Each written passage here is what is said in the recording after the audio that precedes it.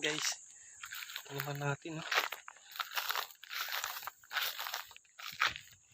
Siguro mga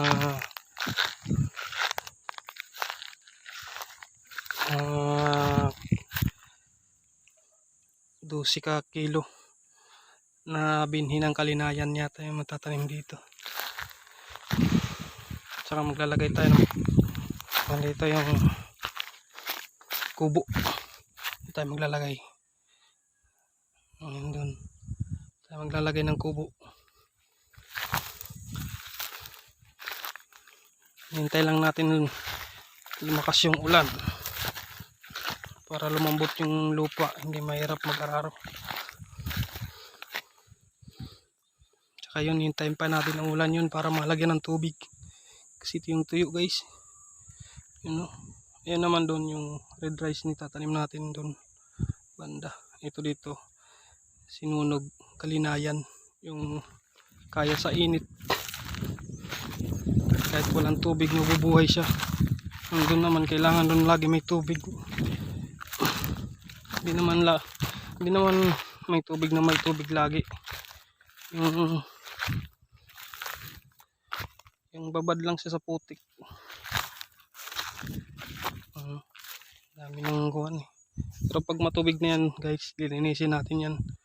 Lahat ng batang. Ito. Pag ano yan doon, paikot. Linisin natin yan. Ngayon kasi hindi pa umulan eh.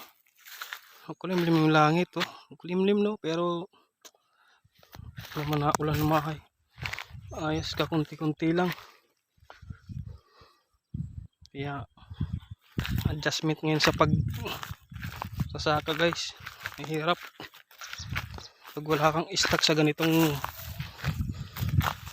panahon na matagal yung sikat ng araw. El Nino, gutom. Kailangan may stock ka lagi sa bahay niyo.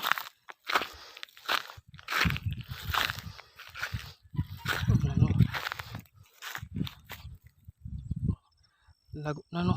Yan. Lago na yung daanan, no?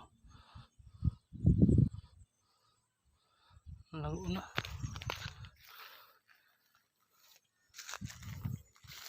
Sarap dito, guys. Pag hapon, tatanim-tanim tayo dito pag may kubo na. Kubuan natin to dito. Banda.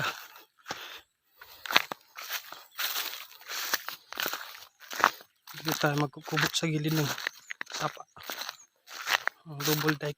Kaso tuyo din yung double deck. Walang tubig.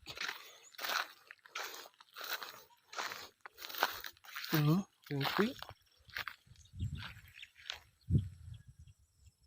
Ito banda dito sa mga gilid. Dito, guys, sa mga gilid dito. Tatanim tayo ng mais dyan. Mga gilid-gilid. Kahit dalawang puno lang. Pwede na yun. Dalawang puno. See, guys, update ko kayo sunod.